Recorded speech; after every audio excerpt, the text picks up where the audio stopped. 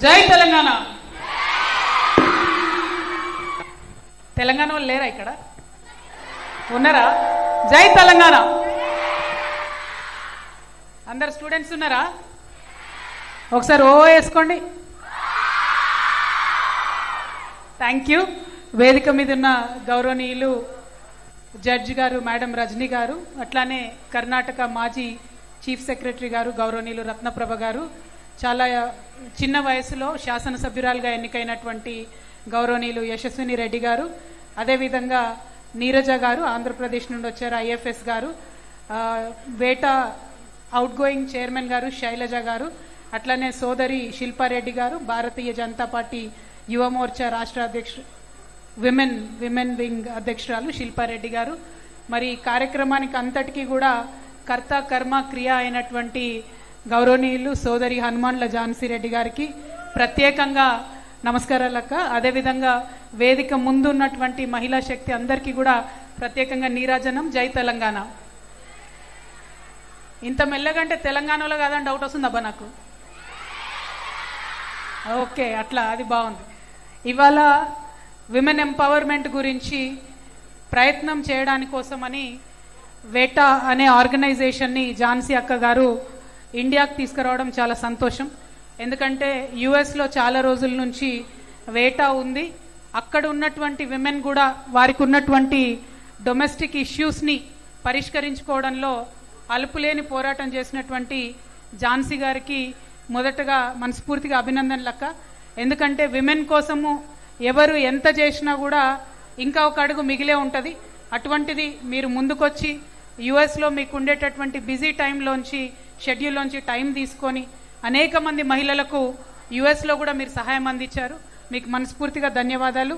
ఇవాళ ఒక మంచి ఉన్నతమైన లక్ష్యంతో ఇండియాలో కూడా ఉన్నటువంటి అనేక మంది మహిళలకు ఒక ఆంటర్ప్రెన్యూర్షిప్ స్కిల్ నేర్పించాలి, మహిళలను వ్యాపారవేత్తలుగా పారిశ్రామికవేత్తలుగా 10 మందికి ఉద్యోగాలు ఇచ్చేటటువంటి ఒక మహిళా పారిశ్రామికవేత్తలుగా తయారు చేయడానికి ఝాన్సీ అక్క గారు చేస్తున్నటువంటి ఈ ప్రయత్నాన్ని మనస్ఫూర్తిగా ఒక మహిళా ప్రజాప్రతినిధిగా ఉన్నటువంటి నేను, మరి వాళ్ళ ఒక పొలిటికల్ పార్టీ పెట్టినటువంటి నేను మనస్ఫూర్తిగా అభినందిస్తూ ఉన్నాను.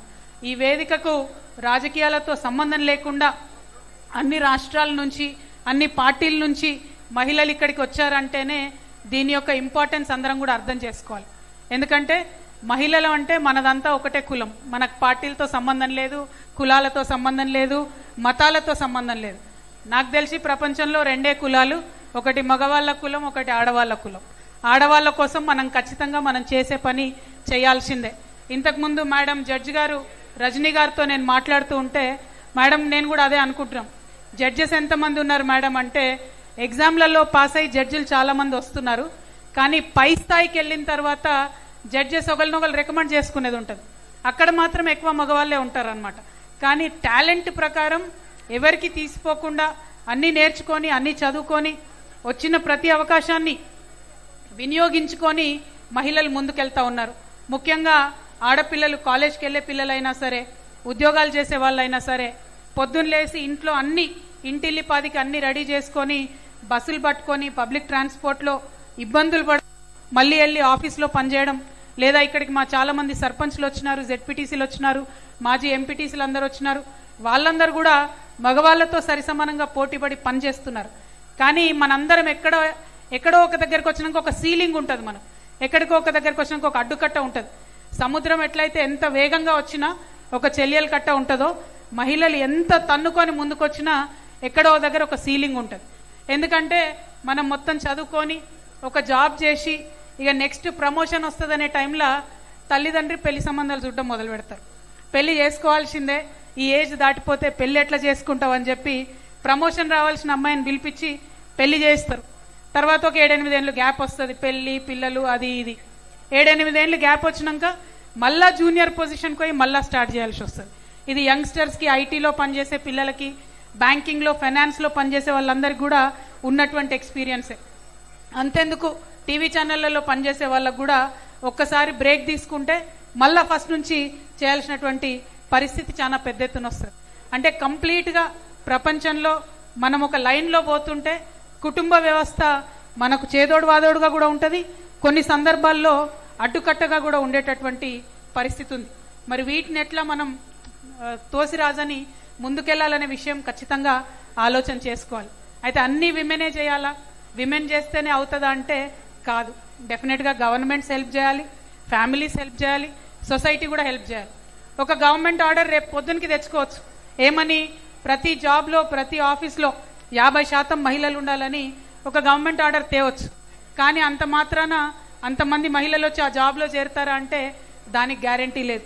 చేరడానికి ఇంట్లో వాళ్ళు సహకరిస్తారంటే గ్యారంటీ లేదు. ఒక చిన్న ఎగ్జాంపుల్ చెప్తాం మీకు. అంతకుముందు ఉన్న తెలంగాణ వచ్చిన తర్వాత పోలీస్ డిపార్ట్మెంట్లో 33% విమెన్ ఉండాలని కాన్సెప్ట్తోని అందరం కూడా ఫైట్ చేసి 33% పోలీస్ డిపార్ట్మెంట్లో విమెన్కి రిజర్వేషన్ తెచ్చుకున్నాం, పోలీస్ కానిస్టేబుల్ జాబ్స్లలో. కానీ ఇప్పటికి కూడా అంటే 12-13 ఇయర్స్ అవుతుంది తెలంగాణ వచ్చి, ఇప్పటికి కూడా పోలీస్ కానిస్టేబుల్స్లో 33% మహిళలు రిక్రూట్మెంట్ అవ్వడం లేదు. ఎందుకోసం అంటే ఫ్యామిలీస్ ఆ జాబ్ ఏం చేస్తావు, పోలీస్ జాబ్ ఎట్లా చేస్తావు, నీకు ఫిజికల్ ఫిట్నెస్ ఉండాలి, ఆ మొగోళ్ళ లెక్క డ్రెస్సులు వేసుకొని తిరుగుతావా, ఇట్లాంటివన్నీ ఉంటాయి. ఇవన్నీ ఏంటి, ఒక సాంస్కృతిక పరంగా ఒక మహిళను మనం ఎట్లయితే ఇమాజిన్ చేసుకుంటామో దానికి భిన్నంగా ఆమె కనపడ్డప్పుడు యాక్సెప్టెన్స్ ఉండదు. మేడం కూడా మాట్లాడుతూ చెప్పారు, కొన్ని మోడర్న్ అలవాట్లు ఈ మధ్యలో ఆడపిల్లలకు వస్తున్నాయి కాబట్టి వాళ్ళని చూస్తే నాకు కొంచెం జలసీ అనిపిస్తుంది, ఎందుకంటే మా కాలంలో అవన్నీ అలవాటు లేదు అని. అంటే ఎక్కడ కొంచెం భిన్నంగా కనబడ్డా కూడా విపరీతంగా ఆడవాళ్ళని అనగదొక్కడానికే ప్రయత్నం చేస్తారు. కానీ ఇప్పుడు కూడా ఏం సపోర్టివ్గా లేదు మేడం సిస్టమ్ ఎక్కడ. ప్రత్యేకించి ఇవాళ నేను రాజకీయాల్లో ఉన్నాను, నేనేమన్నా ఇక్కడ ఒక చిన్న మాట మాట్లాడితే 1,00,000 మంది నన్ను ట్రోల్ చేస్తారు. నేనేం మాట్లాడినా అన్నది మాట్లాడరు, వెంటనే తిట్లకెత్తుకుంటారు. ఈ ఆడోళ్ళకు అవకాశం ఇస్తే వీళ్ళకు ఇట్లనే మాట్లాడతారు వీళ్ళని చెప్పి జెండర్ బేసిస్ మీద మాట్లాడతారు. అంటే వరల్డ్ ఇస్ టిల్టెడ్ అగెన్స్ట్ అస్. ప్రపంచమే మనకు బయాస్డ్గా ఉంది, సమతుల్యంగా లేదు. దాన్ని సమతుల్యంగా చేయడానికి మనవంతు ప్రయత్నం అయితే మనం చేయాలి. వేటా లాంటి ఆర్గనైజేషన్ వల్ల ఆ ప్రయత్నం ఇంకొంచెం బలీయంగా ముందుకెళ్తుందని చెప్పి నేను బలంగా నమ్ముతున్నాను. But at the same time we should know certain facts. ఈ రోజు కూడా టిల్ టుడే తెలంగాణలో 2026వ సంవత్సరంలో గ్రామాలలో పెళ్ళైనటువంటి టీనేజ్ మదర్స్ అంటే 15 to 19 ఇయర్స్ మధ్యలో పెళ్ళయి ప్రెగ్నెన్సీ వచ్చి అమ్మలైనటువంటి వాళ్ళ సంఖ్య 7.2% ఉంది. అంటే ప్రభుత్వాలు అన్ని ప్రయత్నం చేసినాయి బాల్య వివాహాలు రద్దు చేద్దామని. అనేక మంది ఇన్సెంటివ్స్ ఇచ్చిండ్రు. 18 ఏళ్ళు పైబడి పెళ్లి చేసుకుంటే ₹1,00,000 ఇస్తామనొగలు, ఇంకోటి ఇస్తామనొగలు ట్రై చేసినప్పటికీ కూడా ఇవాళటి రోజు కూడా తెలంగాణ గ్రామాల్లో 7.2% టీనేజ్ మదర్స్ ఉన్నారు, మ్యారీడ్ టీనేజ్ మదర్స్. అదేవిధంగా సిటీస్లో హైదరాబాద్ లాంటి city included 2.7% married teenage mothers ఉన్నారు. అంటే మన సొసైటీలో ఆడపిల్ల అంటే దీనికి పెళ్లి చేసి బయటికి పంపిస్తే నా బాధ్యత అయిపోతుంది అనుకునే తల్లిదండ్రులే ఇప్పటికి కూడా మెజారిటీ ఉన్నారనడానికి ఇది ఒక సంకేతం. ఎట్లా మారుతుంది అది, రేపు పొద్దునకల్లా మారుతుంది అంటే మారదు. సొసైటీలో మెల్లమెల్లగానే మార్పు వస్తుంది. ఆ మార్పుకు మగవాళ్ళు ఆడవాళ్ళు అందరం కూడా ఎంత ప్రయత్నం చేస్తే అంత మార్చుకుంటూ ముందుకెళ్ళొచ్చు. ఇక్కడ యంగ్స్టర్స్ ఉన్నారు చాలా మంది. I want to say one thing to you. See, you might be on Twitter, you might be on Instagram, you might be on Facebook. Don't please get depressed by the fact that I don't have enough followers, I don't have enough likes. Because that followers and likes is basically an algorithm. That algorithm should not define the confidence that you have in yourself. Algorithm ఇచ్చే confidence మనకు పనికిరాదు. మన self worth, మన confidence, మనం ఏమిటి, మనం పడుతున్న కష్టం ఏంటి, మన గోల్ ఏంటి అన్న దాన్ని బట్టి డిఫైన్ చేయాలి తప్పితే ఊరికేనే ఏదో లైక్ రాలేదో ఫాలోవర్ రాలేదనో కాదు. ఎందుకంటే that entire internet is biased against women, particularly artificial intelligence.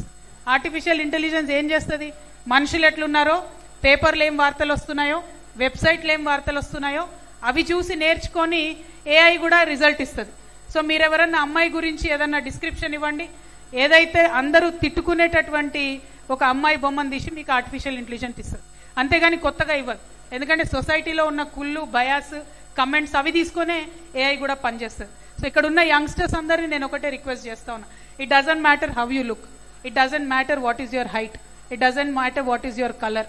What matters is what do you have in your brain, how much can you retain there, and what do you have in your heart.